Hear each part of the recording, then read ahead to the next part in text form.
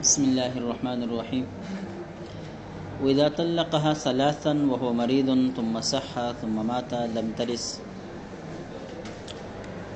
ایک شخص نے اپنی بیوی کو 3 طلاق دے دی حالت مرض کے اندر، ثم صح، پھر درست ہو گیا، تندرست ہو گیا، ثم مات، پھر مر گیا، لم ترث، تو اب یہ وارث نہیں بنے گی۔ وقال ظفر ترث، امام ظفر فرماتے ہیں کہ وارث بنے گی، لأنه قصد الفرار حين اوقع في المرض، اس لیے کہ اس نے فرار کا قصد اور ارادہ کیا ہے جب مرض کے اندر اس نے طلاق کو واقع کیا۔ وہ تو یہ سمجھ رہا تھا کہ میں اس مرض کے اندر مر جاؤں گا، لہذا بیوی کو محروم کرنے کے لیے اس نے طلاق دے دی۔ وقد مات وہی فی العدہ، اور پھر تندرست ہو جانے کے بعد پھر اسی عدت کے ایام کے اندر وہ مر گیا، لہذا گویا کہ اس نے فرار کا قصد کر دیا تھا، عورت وارث بنے گی۔ ولیکننا نقول المرد اذا تعقبه برء فهو منزلۃ الصحۃ، لیکن ہم کہتے ہیں کہ مرض کے بعد جب تندرستی آ جاتی ہے تو وہ منزلہ صحت کے ہے۔ کیا مطلب؟ اس کا مطلب یہ ہے کہ وہ آدمی مرض موت میں طے نہیں۔ اگر مرض موت تو کہتے اسی کو ہے جس کے اندر پھر موت آ جائے، اب یہ بعد میں تندرست ہو گیا تو پتہ چلا کہ یہ مرض موت میں نہیں تھا۔ لأنه ينعدم به مرض الموت، اس لیے کہ تندرستی اور صحت کی وجہ سے مرض موت ختم ہو جاتا ہے۔ فتبین انه لا حق لها يتعلق بماله، جس سے یہ پتہ چلا، واضح ہو گیا کہ عورت کا کوئی ایسا حق نہیں تھا جو شوہر کے مال کے ساتھ متعلق ہو چکا تھا۔ فلا يصير الزوج فارا، لہذا شوہر بھاگنے والا نہیں ہوا، فار نہیں بنا۔ دیکھیں امام ظفر فرماتے ہیں کہ اس کا ارادہ بیوی کو محروم کرنا ہی تھا، ٹھیک ہے، وہ تو سمجھ رہا تھا کہ میں اس مرض سے شفایاب نہیں ہو سکتا، لہذا اس نے بیوی کو طلاق دے کر الگ کر دیا تاکہ اس کو میراث نہ ملے۔ لیکن اللہ تعالیٰ نے اس کو تندرستی دے دی، وہ تو ٹھیک ہو گیا، لیکن پھر اسی عدت ہی کے ایام میں مر گیا، تو اس کے ساتھ جو کچھ کیا جائے گا وہ اس کی نیت کے مطابق کیا جائے گا۔ نیت اس کے فرار کی تھی، لہذا اس کو فار سمجھیں گے اور بیوی کو اس کا وارث بنائیں گے، سمجھ گئے؟ جبکہ دیگر حضرات کہتے ہیں کہ مرض موت اسی کہا جاتا ہے کہ جس میں انسان کو موت آ جائے۔ اب اس کو موت ہی نہیں آئی، اس مرض میں پتہ چلا کہ یہ مرض موت نہیں تھا، عام بیماری اور بخار کی طرح تھا، سمجھ گئے؟ تو عام بیماری اور بخار میں اگر کوئی شخص کوئی بیوی کو طلاق دیتا ہے یا تندرستی کی حالت میں طلاق دیتا ہے، گو اس کے 1 منٹ بعد ہی مر جائے، گو اس کے بعد 1 منٹ بعد ہی مر جائے، لیکن بیوی کو پھر میراث نہیں ملتی، تو یہاں پر بھی اس کو میراث نہیں ملے گی۔ وَلَوْ طَلَّقَهَا فَارْتَدَّتْ وَالْعِيَاذُ بِاللَّهِ ثُمَّ أَسْلَمَتْ ثُمَّ مَاتَ مِن مَرْضِ مَوْتِهِ وَهِيَ فِي الْعِدَّةِ لَمْ تَرِث۔ ایک شخص نے حالت مرض کے اندر بیوی کو طلاق دے دی، فَارْتَدَّتْ وَالْعِياذُ بِاللَّهِ، پھر نعوذ باللہ وہ مرتد ہو گئی، ثُمَّ أَسْلَمَتْ، پھر مسلمان ہو گئی، ثُمَّ مَاتَ مِن مَرْضِ مَوْتِهِ، پھر وہ آدمی اسی مرض موت کے اندر وفات پا گیا، تو کہتے ہیں لم ترث، عورت وارث نہیں بنے گی۔ وَإِن لَمْ تَرْتَدَّ بَلْ تَابَعَتْ ابْنَ زَوْجِهَا فِي الْجِمَاعِ وَرِثَتْ، اگر مرتد نہیں ہوئی بلکہ اپنے شوہر کے بیٹے کو اپنے اوپر قدرت دے دی بدکاری میں، ورثت، تو اس صورت میں وارث بنے گی۔ دیکھیں مرتد ہونے کی صورت میں وارث نہیں بنے گی، لیکن اگر بدکاری کر کے اپنے شوہر کے بیٹے کے ساتھ اس نے مباشرت کر دی، جمع کر دیا، ایسی صورت میں بھی چونکہ یہ جرم ہے، کیا ہے؟ جرم ہے، لیکن میراث سے محروم نہیں ہوگی، وارث بنے گی۔ وجہ الفرق، دونوں میں فرق یہ ہے، انہا بالردت ابطلت اہلیت الارث، اس لیے کہ مرتد ہونے کی وجہ سے اس نے وارث بننے کی اہلیت کو ختم کر دیا، کیونکہ مرتد جو ہے وہ کسی کا وارث نہیں بن سکتا، اس کے اندر وارث بننے کی صلاحیت ہی نہیں ہوتی، لہذا جب عورت مرتد ہو گئی تو گویا کہ اس نے اپنی صلاحیت از خود ختم کر دی۔ اذ المرتد لا يرث احد، اس لیے کہ مرتد کسی کا وارث نہیں بنتا، ولا بقاء له بدون الاہلیہ، جبکہ وارث بننے کے لیے اہلیت کے بغیر بقا ہے ہی نہیں۔ وبالمتابعۃ ما ابطلت الاہلیۃ، کہتے ہیں یا وبالمتابعۃ ما ابطلت الاہلیۃ، متابعہ کی وجہ سے اس نے اپنی اہلیت کو باطل نہیں کیا، عورت نے اپنی اہلیت کو باطل نہیں کیا. کیوں؟ لأن المحرمیت لا ينافی الارث، اس لیے متابعت کی وجہ سے زیادہ کیا ہو گیا؟ حرمت آ گئی کہ اب یہ عورت اپنے شوہر کے اوپر حرام ہو گئی. ٹھیک ہے. اور محرمیت یہ وارث بننے کی منافی نہیں ہے، وہ الباقی، لہذا وہ ارث جو ہے وہ باقی رہے گا. بخلاف ما اذا تابعت فی حال قیام النکاح.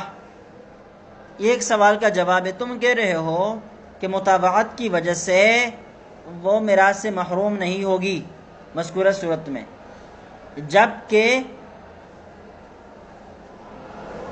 طلاق سے پہلے اگر عورت اپنے شوہر کے بیٹے کو اپنے اوپر قدرت دے دیتی ہے اور اس وجہ سے جدائی آ جاتی ہے تو یہ عورت اپنے شوہر کی میراث سے محروم رہے گی. تو جب پہلے طلاق سے پہلے متابعت کی بنا پر وہ میراث سے محروم ہو جاتی ہے تو طلاق کے بعد پھر کیوں محروم نہیں ہوتی؟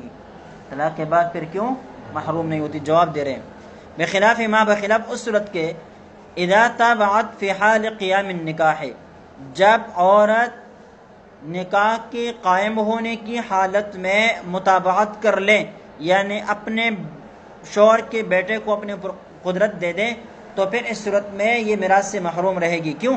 لأنها تثبت الفرقہ، اس لیے کہ اس سے فرقت ثابت ہو گئی.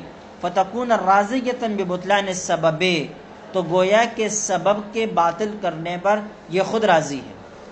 اس کو میراث مل رہا تھا اس وجہ سے کہ یہ اس کے درمیان اور شوہر کے درمیان زوجیت تھی، یعنی رشتہ ازدواج تھا. لیکن جب اس نے شوہر کے بیٹے کو اپنے اوپر قدرت دے دی تو رشتہ ازدواج باقی نہیں رہا، لہذا اب میراث پانے کے سبب نہ رہنے کی وجہ سے یہ محروم ہوگی.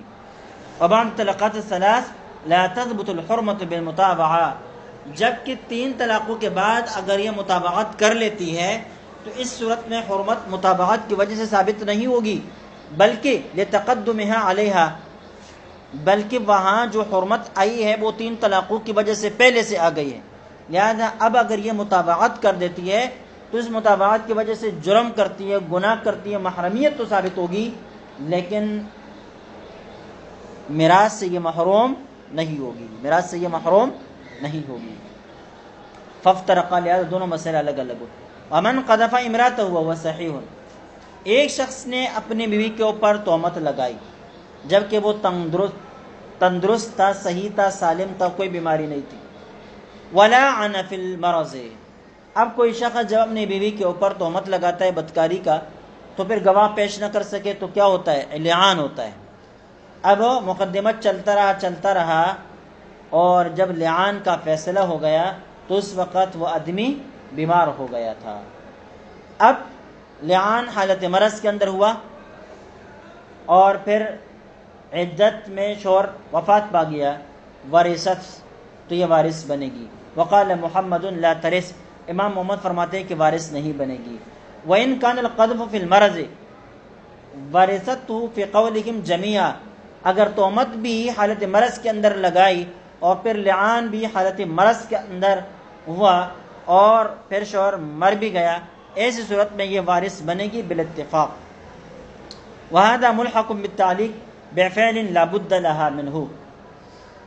یہاں پر عورت وارث کیوں بنتی ہے؟ کہتے ہیں وارث اس لیے بنتی ہے کہ اس عمل کو ہم ملحق کر دیتے ہیں اس تعلیق کے ساتھ بِفِعْلٍ لَا بُدَّ لَهَا مِنْهُ، جو ایسا فعل ہو جس کے بغیر چارہ کار نہ ہو. کیا مطلب؟ کل کے سبق میں یہ بات گزر چکی کہ عورت کے فعل کے ساتھ طلاق کو معلق کر دیا جائے اور وہ فعل ایسا ہو کہ جس کے بغیر عورت کا گزارا نہ چل سکتا ہو. عورت اس کام کا ارتکاب کر دیتی ہے تو پھر بھی وارث بنے گی، پھر بھی وارث بنے گی، اگرچہ اپنی مرضی سے اس کام کا ارتکاب کیا لیکن وہ اس لیے کیا کہ اس کے بغیر اس کی زندگی نہیں گزر سکتی تھی، یا تو دنیا میں ہلاکت مل جاتی یا آخرت میں گناہ مل جاتا. اب سمجھ گئے؟ لہذا اس سے بچنے کے لیے عورت نے اس کام کا ارتکاب کر دیا تو وہاں ہم نے کہا عورت وارث بنے گی. یہاں پر بھی اپنے آپ سے تہمت جو اس کے اوپر لگی ہوئی ہے ختم کرنے کے لیے اس کو مقدمہ کرنا پڑتا ہے، لعان کرنا پڑتا ہے۔ تو گویا کہ لعان کرنا عورت کی ضرورت ہے۔ لعان کرنا کیا ہے؟ عورت کی ضرورت ہے، تاکہ اس کے سر کے اوپر جو تہمت لگی ہوئی ہے وہ دھل جائے اور وہ صاف پاک صاف قرار پا جائے۔ اذ ہی ملجأۃ للخصومہ، اس لیے کہ وہ مجبور ہے خصومت اور کیس کرنے کے لیے، لدفع عار الزنا عن نفسها، تاکہ بدکاری کی تہمت جو اس کے سر کے اوپر لگی ہوئی ہے وہ اپنے آپ سے الگ کر سکے، دفع کر سکے۔ وقد بینا الوجہ فی، اور وہاں ہم نے بیان کر دیا تھا کہ ایسی ضرورت کی بنا پر طلاق کو معلق کیا جائے ایسے عورت کے ایسے فعل کے ساتھ جو لابودی ہو، ضروری ہو، جس کے بغیر چارہ کار نہ ہو، عورت اس کام کا ارتکاب کرتی ہے شوہر کے مرض موت میں، تو پھر عورت وارث بنتی ہے۔ یہاں پر بھی وارث بنے گی، یہاں پر بھی وارث بنے گی۔ وَإِنْ آلَ امْرَأَتَهُ وَهُوَ صَحِيحٌ، ایک شخص نے اپنے عورت کے ساتھ ایلا کر دیا۔ آگے بات آتی ہے، ایلا کہتے ہیں کوئی شخص یہ کہے کہ خدا کی قسم میں اپنی بیوی کے 4 مہینے تک قریب نہیں آؤں گا، اس کو ایلا کہتے ہیں۔ حالتی تندرستی میں اس نے ایلا کر دیا۔ ثم بانت بالایلا، 4 مہینے جب پورے ہو گئے تو 4 مہینے کے اندر اگر شوہر نے رجوع نہ کیا ہو ایلا سے تو طلاق واقع ہو جاتی ہے، طلاق بین واقع ہو جاتی ہے۔ اب 4 مہینے ہو گئے تو عورت کیا ہو گئی؟ بائنہ ہو گئی۔ وہ مریض، حال یہ کہ وہ مریض ہے، لم ترث، تو یہاں وارث نہیں بنے گی۔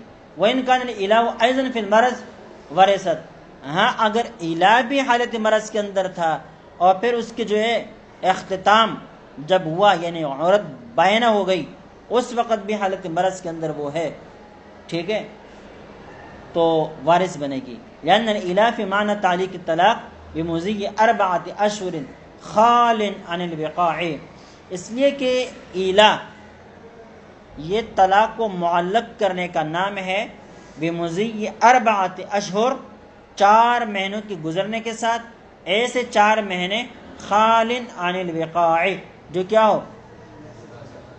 جماع سے خالی ہو۔ گویا کہ شوہر نے بیوی سے یہ کہا کہ اگر 4 مہینے تک میں تیرے قریب نہیں آؤں گا تو تجھے طلاق ہے۔ اب جیسے ہی 4 مہینے گزر جائیں گی تو شرط پائی جائے گی، شرط پائے جانے پر طلاق واقع ہو جاتی ہے، سمجھ گئے؟ فیکون ملحقا بالتعلیق بمجیء الوقت، لہذا یہ ملحق ہوگا اس طلاق کے ساتھ، اس تعلیق کے ساتھ جو وقت کی آمد کے ساتھ معلق کر دیا گیا ہو۔ کیا مطلب؟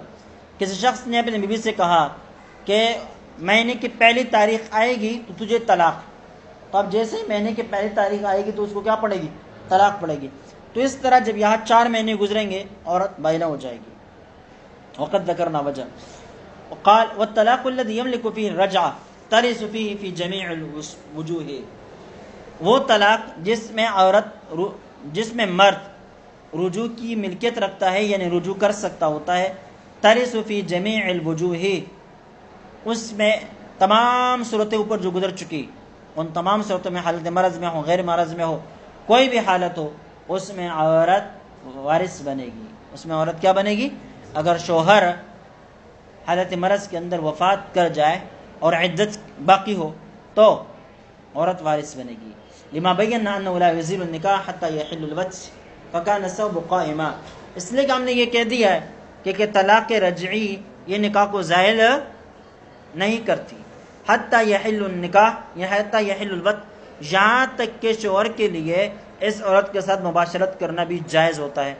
فکان السبب قائمہ، لہذا یہاں سبب قائم ہے، یعنی سبب جو ازدواج زوجیت ہے وہ اب یہاں قائم ہے، لہذا عدت کے اندر اگر یہ شوہر مر جاتا ہے تو عورت بہر صورت وہ وارث بنے گی۔ وکل ما ذکرنا انہا ترث انما ترث اذا مات وہی فی العدہ وقد بیناہ، اور کہتے ہیں جہاں جہاں ہم نے یہ بات ذکر کی ہے کہ عورت وارث بنے گی، وارث بنے گی، یہ اس شرط کے ساتھ مشروط ہے کہ جب شوہر عورت کی عدت کے ایام ہی میں وفات پا جائے۔ ہاں اگر عدت کے ایام گزر جانے کے بعد وفات پا جاتا ہے تو مذکورت تمام صورتوں میں جتنی بھی صورتیں گزر چکی ان میں سے کسی بھی صورت کے اندر وارث نہیں بنے گی۔ باب الرجعہ، کیا ہو گیا بھائی؟ بہت 10 منٹ ہے.